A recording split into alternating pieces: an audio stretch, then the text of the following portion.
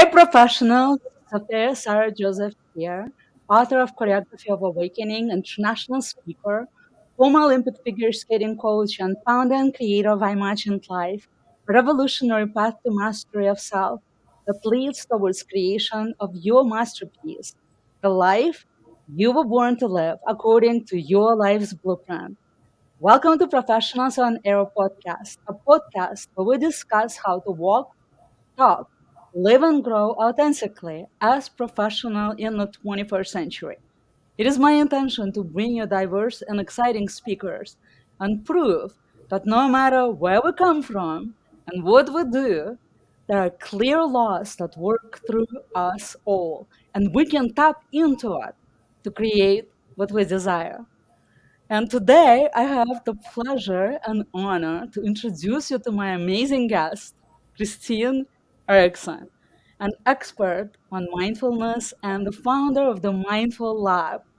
She is a mindfulness coach, program developer, clinical mental health counselor, and a mom of 7 children.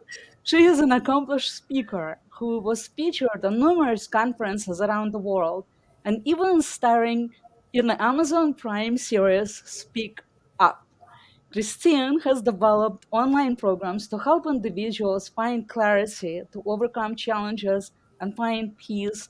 And she is most passionate about working with introverted teen girls to prepare them for confident, resilient lives. And she has a special gift for us today, and I have a gift for you as well. So stay tuned till the end of the podcast. Welcome, Christine. Thank you so much for your generosity and gift of time and wisdom to share with us today. Thank you so much for having me. I really appreciate you giving me this opportunity, and I look forward to our talk. Christine, tell us a little bit about how you got into this career. Well, I actually got my undergraduate degree in nursing, and and I think that maybe part of my story is just that I really love learning, and so I'm always interested in finding out more, learning more about myself, learning more tools that can help people. And I did have an interest in the social side of nursing, like the social aspect, just the interactions and helping people. And and of course, I was inspired by a book, Viktor Frankl's Man's Search for Meaning. I And love that book. yeah. And then I started my master's degree. It was a few years after I had gotten my bachelor's degree, and then I kind of went on that pathway of counseling, and then with the coaching, I love mindfulness, and I know that there are aspects of coaching that are a little bit unique, that are different than counseling, and I really love both the counseling and the coaching. And you kind of have to wear two different hats. You have to separate them just professionally. But I kind of have, well, I'm still going to keep my counseling business, but I also want to move into the coaching as well because of the different client population, and also some of the different opportunities that are available. I do hear you. I think that counseling is more like healing and going into the past, right? Where coaching Right. is forward looking, Right. creating something in the future. I Yeah. really hear that. Yeah. And Viktor Frankl's been a huge inspiration for me as well. Yes, and the Right. quote, right, between the stimulus and response, that is a gap, and everything happens right in there. Right. S- Well, there are like diverse views on what mindfulness means to people. What is mindfulness to you, and why are you passionate about it? Well, I agree that there are diverse views on what mindfulness is. There's the there's very short definition, where mindfulness is being in the present moment with awareness and acceptance of whatever is in your experience.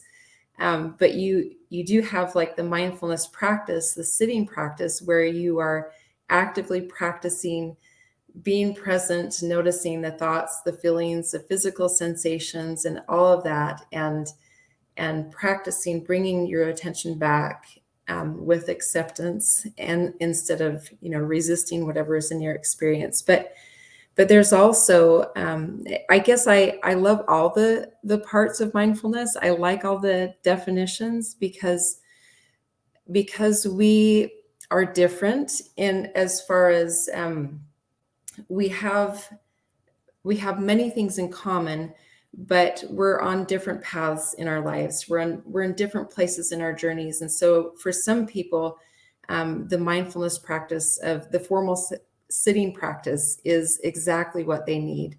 And for a lot of people, they may be resistant to that type of practice, but they may be open to applying the principles of mindfulness in their lives, by being aware, just in your day-to-day experience of the thoughts that come up, noticing patterns, being aware of what's going on with your body. And there are many of us that would tend to ignore our bodies and our body's signals, but there's so much information and so much insight to be gained if we can even just practice informally in our life, during the day, and be aware of when we resist, when we are, resisting what's in our experiences, and bringing more acceptance into our lives. Thank you for that. Yeah. What does professionalism mean to you? For professionalism, I think of standards, and and when we are professional, we have that means that we have a set of standards that we practice by. If we're talking about work, we have things to guide us in the choices that we make and in our behavior. So whether you call it standards or values, we have things, we have guidelines, and sometimes for different professions, they're actually formally written, and there are certain, ethical standards that we should be living up to if we are a licensed professional. But it's also possible to personally have standards and have your own set of standards, because, for example, life coaching is not, doesn't have a licensure like mental health counseling. And so, however, it doesn't mean that, obviously it's important for life coaches to have a set of standards that guide them in the work that they are doing. And it's not as formalized, but it is just as important to have those guidelines and those values that drive what you do, to so that your clients can know what to expect from you, so that they can trust you, and have confidence that there's going to be, expectations that will be met. So what I hear you say is kind of like the professionalism for you is kind of like a framework, like a container that Right. holds everything. Right. Yeah. What is your biggest strength as a professional? Well, I think maybe that I'm a good listener. I I really do try to listen, and so, bringing the mindfulness back, I also try to pay attention to when my stuff comes up when I'm listening to others, and I also try to, listen on another level. Um, I call it listening to the Holy Ghost or the Holy Spirit. Some people would say listening to intuition or, their divine guide, but I really do try to listen, and listen in behalf of my client, and listen to them, and really try to tune into um, what they really mean, not just what they're saying, but what's really going on. Because sometimes too, clients will say something, but you also have a sense that more going on. And so I think that's probably my strength, is the listening. I love what you're saying. My teachers would call this kind of listening, listen with the ears of your heart. Right, And right, so many people lacking that skill and would just attune to people on a surface level, just attuning to the content that they're saying. But so often, what they say is so not what they actually mean and feel. right. So it's a Yeah, powerful, powerful skill to have. yeah. And of course, I'm human. I slip out of that sometimes, and I personalize, and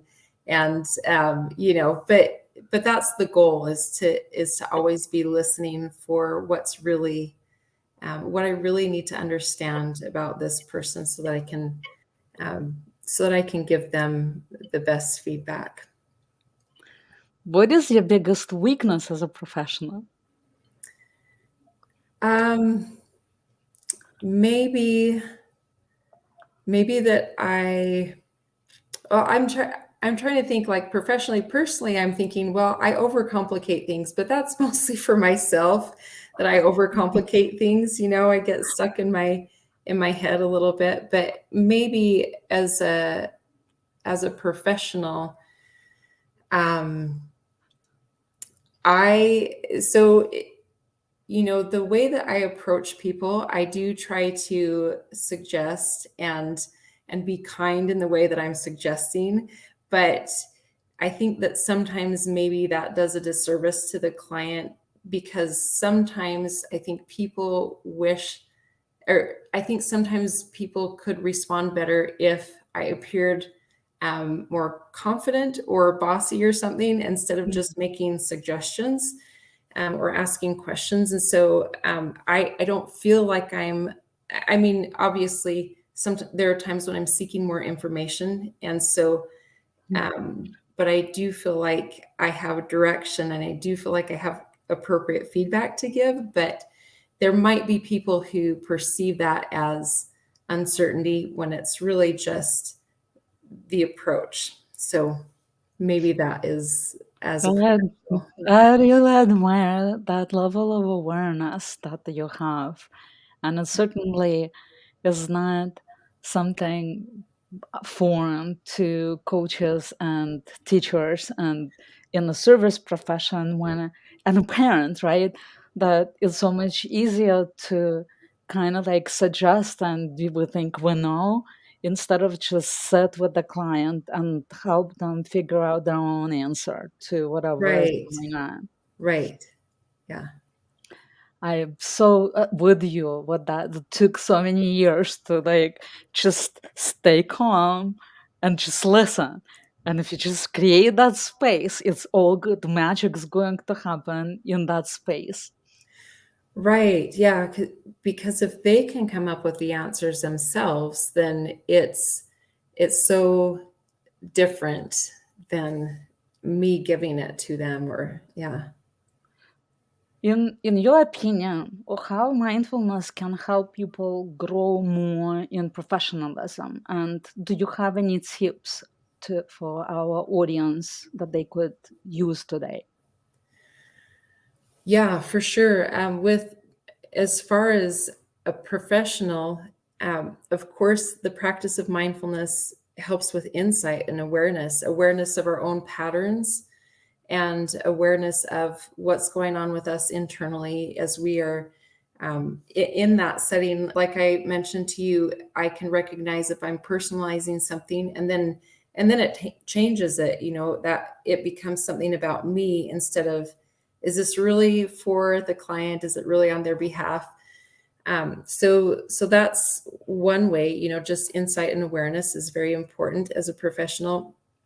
And then, as far as applying, I think that acceptance is something that is undervalued. Well, I don't know that it's undervalued. I know people are talking more about acceptance, but sometimes, especially business professionals who are very driven very um, and very focused on efficiency, I think acceptance feels acceptance feels permissive. It feels like if we accept everything, then we are going to be less motivated, less driven to accomplish our goals, because acceptance does not feel very goal oriented.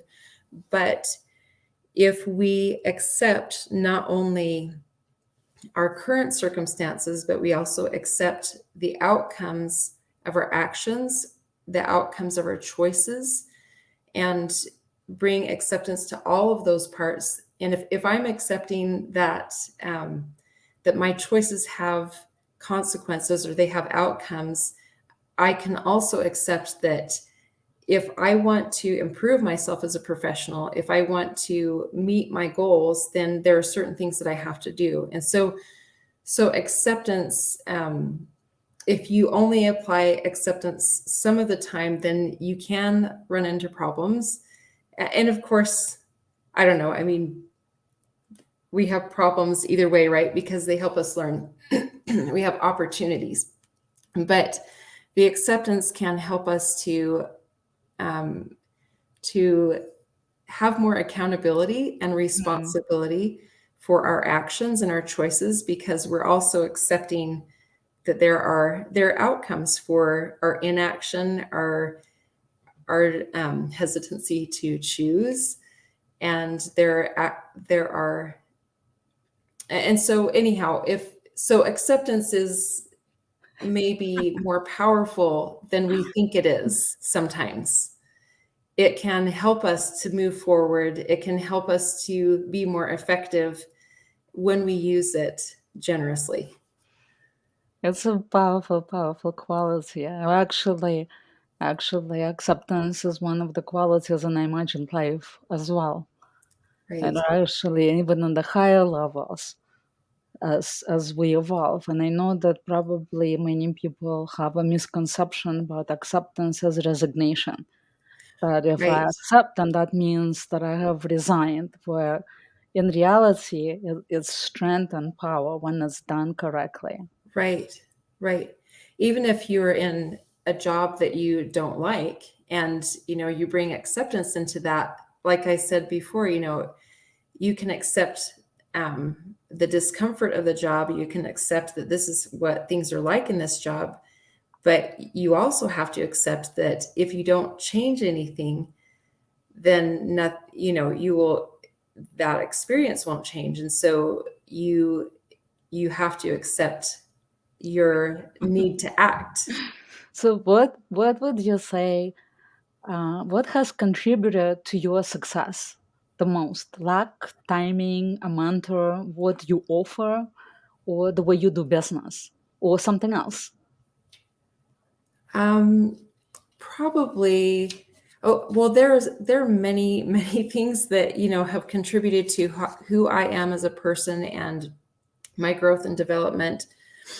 But I think probably the one thing is just me.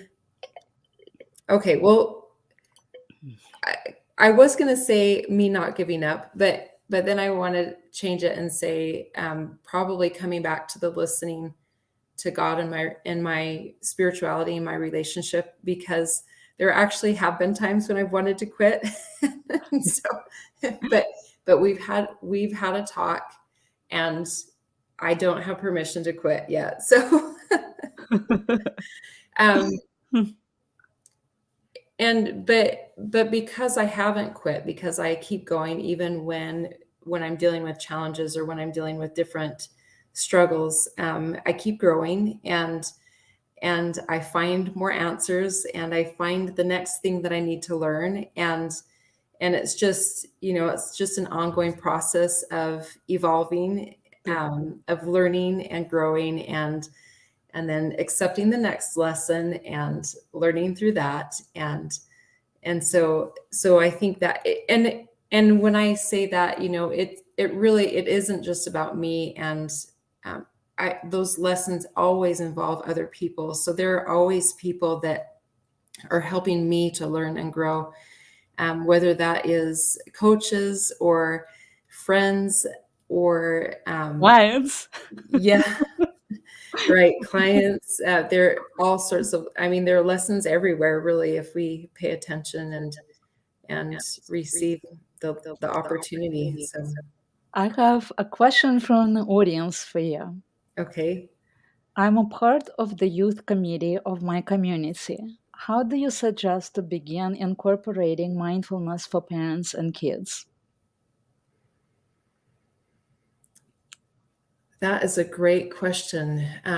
Mindfulness for parents and kids, there are actually a lot of really good tools available to people right now. There are more and more more and more programs being introduced into the schools. But if you don't yet have that in your youth group, in your community, there are apps where you can follow a guided meditation, and these are also things that families can use. There are a few that are better known, and I've heard a lot of people like something like Headspace, and my personal favorite is Insight Timer.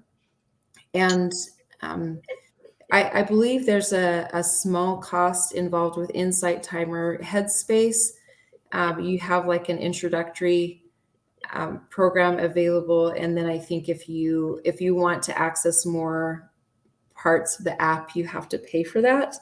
Um, but but I think once, so as soon as the leaders get familiar with mindfulness and feel comfortable with mindfulness, then it becomes easier to introduce that to the kids and the parents. You have a gift for people at the end, right? Would Yes. that gift be helpful with this question? Yes, it is about awareness and the relationship between parents and teens, and in particular, right now my focus is on introverted teen girls, girls who are quiet, and that could be whether they identify as socially awkward, or they feel like they have social anxiety, or just introversion. That's something I have a little experience with, and Mm. so I have a program that I use to work with these teen girls and their parents as well. But I also have just a PDF that I am giving out today that is for parents, and really just to interact with their daughters in a way where they feel understood, like as a parent, you get them and they belong. And it's just a short list of some do's and don'ts. And I would love to share that with anybody who feels like that could be helpful to them. So we're going to add the link to that right at the end. And I have a surprise question for you, my special secret question. And here it is. Imagine that your name changed today and you are no longer called Christine and you have a new name. You can choose a new name out of these four: success, trust, courage, or passion. Which of these names would you choose, and and what would change in your life as a result? That is a great question. I love it. I think that like if my name was a reflection of where I'm at right now, I would say it would be courage. But what I want to move toward is success. And and so I would choose the name success.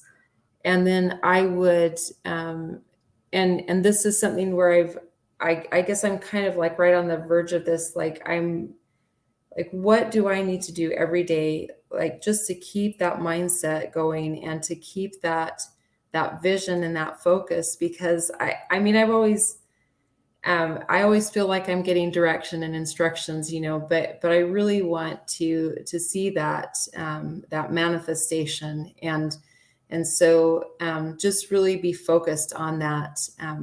Okay, what needs to happen next?